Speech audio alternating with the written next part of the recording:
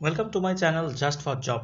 PSC miscellaneous men's পরীক্ষার জন্য আজকে জিকে পেপার থেকে তোমাদের কাছে নিয়ে এলাম একটা নতুন টপিক। গতকাল তোমরা জানো পিএসসি ফাইনাল অ্যান্সার কি দিয়েছে এবং সেই অ্যান্সার কি অনুযায়ী তোমরা অনেকেই খুব ভালো স্কোর করেছো।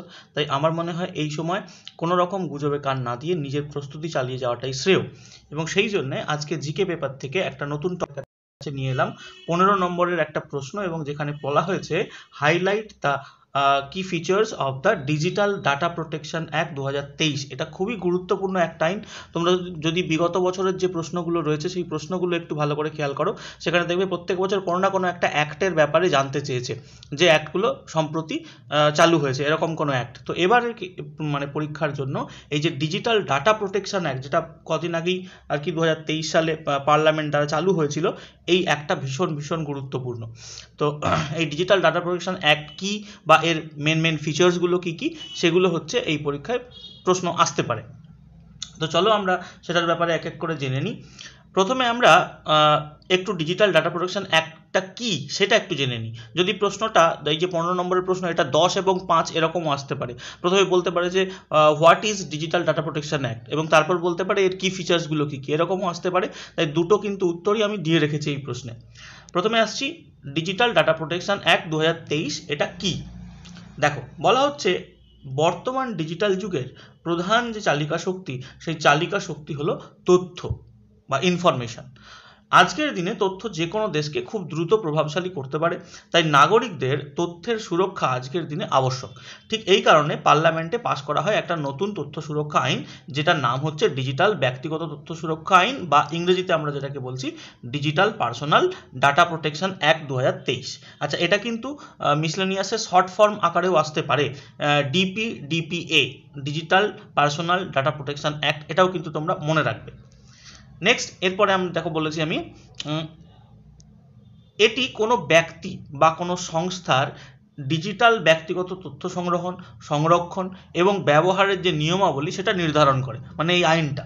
এটি প্রধানত জারি করা হয়েছে কি কারণে না, ডিজিটাল ডাটা সুরক্ষিত রাখতে, ব্যক্তিগত এবং সংবেদনশীল তথ্যের যে অপব্যবহার সেই অপব্যবহার রোধ করতে, এবং অনলাইন যে পরিষেবা সেই পরিষেবাগুলোর নিরাপত্তা বাড়াতে।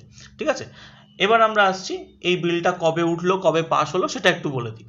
না, 2022 সালে দেখো বলেছি, 2022 সালের 18ই নভেম্বর ভারতের যে ইলেকট্রনিক্স ও তথ্য প্রযুক্তি মন্ত্রণালয়, তারা হচ্ছে এই বিলটি প্রথম পেশ করে, এবং তারপরে 7ই আগস্ট 2023, মানে 22 সালে উঠেছিল, 7ই আগস্ট 2023 এই বিলটা লোকসভায় পাস হয়, এবং 9ই আগস্ট এটা রাজ্যসভায় পাস হয়, এবং তার ঠিক দুদিন পর 11ই আগস্ট মাননীয় রাষ্ট্রপতি দ্রৌপদী মুর্মু মহাশয়া এইটি সম্মতি প্রদান করেন, এবং তার সাথে সাথে এই বিলটা আইনে পরিণত হয়। ঠিক আছে, তো এই ডেটগুলো এবং কবে কবে কি হয়েছিল সেইগুলো একটু ভালো করে তোমরা মনে রাখবে।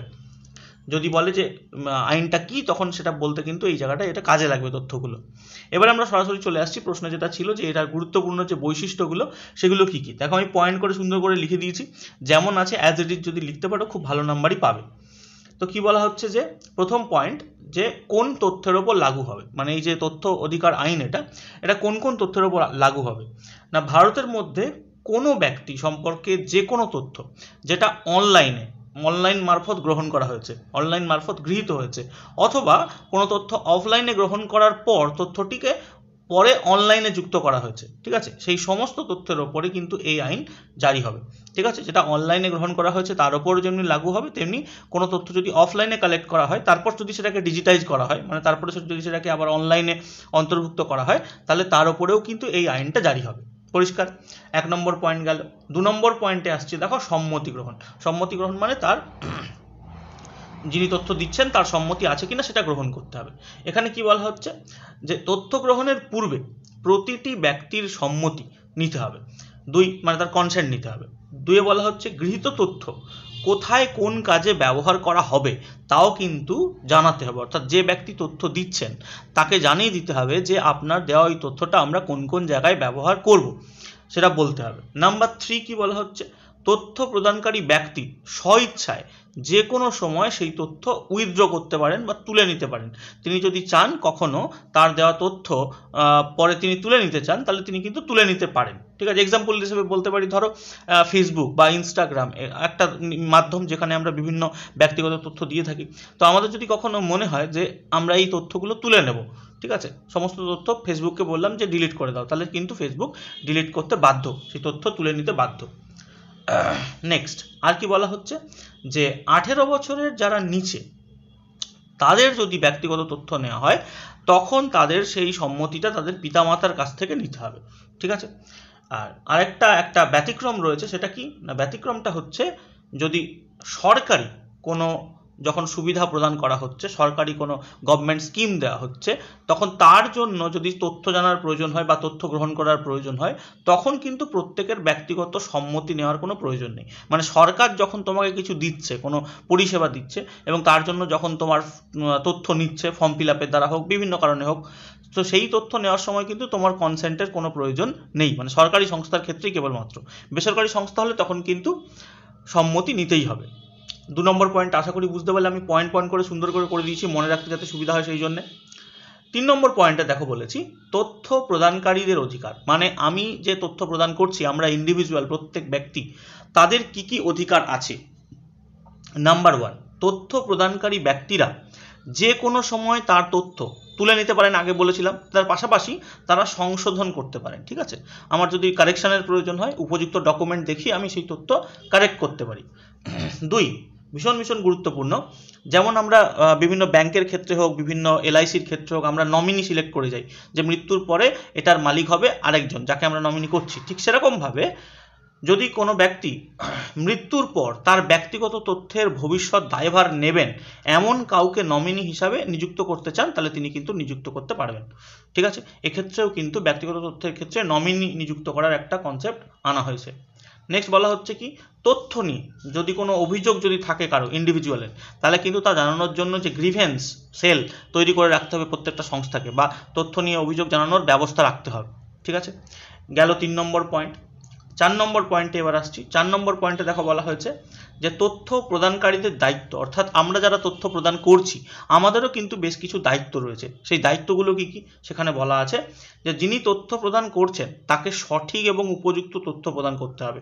আমরা চাইলে কিন্তু ভুলভাল তথ্য প্রদান করতে পারি না, সেটা কিন্তু আইনানুগ ব্যবস্থা নেওয়া হতে পারে তার বিরুদ্ধে। আর কি বলা হচ্ছে যে অন্য কোনো ব্যক্তির তথ্য নিজের নামে ব্যবহার করা যাবে না। আমাদেরকেও কেয়ারফুল থাকতে হবে, আমরা যেন ইচ্ছাকৃতভাবে ভুলভাল তথ্য প্রয়োগ না করি, আমরা যেন সঠিক তথ্য প্রয়োগ করি। অন্যথায় কি হতে পারে, অন্যথায় আমাদের ওপরেও কিন্তু 10,000 টাকা পর্যন্ত আর্থিক জরিমানা করা হতে পারে। এটা কিন্তু আইনানুগ ব্যবস্থা নেওয়া হতে পারে আমরা যদি স্বেচ্ছায় ভুলভাল তথ্য প্রদান করে থাকি। কাজে এটা আমাদের দায়িত্বের মধ্যে পড়ে। চলে আসছি 5 নম্বর পয়েন্ট, যেখানে কি বলা হচ্ছে দেখো, তথ্য সংগ্রাহকদের দায়িত্ব, অর্থাৎ যারা তথ্য কালেক্ট করছেন তাদের কি কি দায়িত্ব আছে। বিভিন্ন সংস্থাগুলো, তথ্য সংগ্রহণকারী সংস্থাগুলিকে গৃহীত তথ্যের সঠিক সংরক্ষণের ব্যবস্থা করতে হবে, মানে তথ্যগুলো যেন একদম ঠিকঠাক থাকে, ইনট্যাক্ট, তার ব্যবস্থা করতে হবে। নাম্বার 2 বলা হচ্ছে কি নিজস্ব সার্ভার, ঠিক আছে, ও তথ্য কেন্দ্র, সেগুলোকে সুরক্ষিত করতে হবে যাতে তথ্যের হচ্ছে পাচার না হয়, এবং যদি হয়ে যায় বাই চান্স, তাহলে কিন্তু সেক্ষেত্রে প্রায় 200 কোটি টাকা পর্যন্ত জরিমানা করা হতে পারে বিভিন্ন সংস্থাকে, এটা মনে রাখতে হবে। এবং সেই সঙ্গে যখন পাচার হয়ে গেছে বলে মনে করবে তারা, তাহলে সঙ্গে সঙ্গে কিন্তু সেটা সরকারের নজরে আনতে হবে, বা নির্দিষ্ট যে বোর্ড থাকবে এই ব্যাপারে, সেই বোর্ডের নজরে আনতে হবে। এরপর দেখো কি বলা আছে যে উদ্দেশ্যে, আরও কিছু দায়িত্ব রয়েছে তাদের যারা সংগ্রহ করছেন, যে উদ্দেশ্যে তথ্য নেওয়া হয়েছিল সেই কাজ সম্পন্ন হওয়ার সঙ্গে সঙ্গে কিন্তু যে তথ্যগুলো গ্রহণ করা হয়েছিল সেগুলোকে মুছে ফেলতে হবে, মুছে ফেলতে তারা বাধ্য থাকবে। যদিও এটার ব্যতিক্রম আছে, সেটা হচ্ছে যে সরকারি যে সমস্ত সংস্থা তারা কিন্তু তাদের ক্ষেত্রে এটা আবশ্যক নয়, মানে তাদেরকে যে কাজ শেষ হয়ে যাওয়ার সঙ্গে সঙ্গে তথ্য মুছে দিতে হবে এমনটা কোনো বাধ্যবাধকতা নেই। হলো, এই হচ্ছে 4টে পয়েন্ট তথ্য গ্রাহকদের দায়িত্বের মধ্যে পড়ে। নেক্সট হচ্ছে ভারতের বাইরে তথ্য পাঠানো যাবে কিনা সে ব্যাপারে কিন্তু বলা আছে এই আইনের মধ্যে। সেখানে বলা আছে এই আইন অনুযায়ী দেশের বাইরে অবস্থিত কোনো সংস্থা বাণিজ্যিক উদ্দেশ্যে এই দেশের নাগরিক সম্পর্কে তথ্য গ্রহণ করতে পারে। এটা কিন্তু খুবই ভাইটাল একটা পয়েন্ট, যে ভারতের বাইরে কোনো কোম্পানি তারা কিন্তু বাণিজ্যিক স্বার্থে এদেশের মানুষের তথ্য নিতে পারে, সেটা যদি সম্মতি থাকে তাহলে কিন্তু অবশ্যই তারা নিতে পারে। তবে একটা কন্ডিশন আছে, সেই কন্ডিশনটা হচ্ছে সেটি ওই যে সংস্থাটা সেটিকে কেন্দ্রীয় সরকার দ্বারা অনুমোদিত দেশের মধ্যে হতে হবে। মানে কেন্দ্র সরকার যদি কোনো দেশকে ব্যান করে দেয়, যেমন ধরো বলতে পারি পাকিস্তান, স্বাভাবিকভাবে ওটা ব্যান হবে। তো পাকিস্তানের কোনো সংস্থা কিন্তু চাইলে ভারতের কোনো ব্যক্তির যে তথ্য সেটা কিন্তু নিতে পারবে না। ঠিক আছে। তো কেন্দ্র সরকার দ্বারা অনুমোদিত দেশ হলে এবং সেই দেশের কোনো সংস্থা যদি হয়, তারা কিন্তু বাণিজ্যিক স্বার্থে আমাদের দেশের নাগরিক সম্পর্কে তথ্য গ্রহণ করতে পারে। হলো, এটা ছিল 6 নম্বর পয়েন্ট। এবং এবার আসি 7 নম্বর পয়েন্টে। 7 নম্বর পয়েন্টে দেখো কি বলছে, তথ্য সুরক্ষা বোর্ড গঠন। তো এই আইন অনুযায়ী বলা হচ্ছে কিনা, এই আইন অনুযায়ী কেন্দ্র সরকার একটা বোর্ড গঠন করবে, যে বোর্ডটার নাম হচ্ছে data protection board of India বা DPBI। এইটা কিন্তু শর্ট ফর্ম আকারে আসতে পারে পরীক্ষায়, মনে রেখো।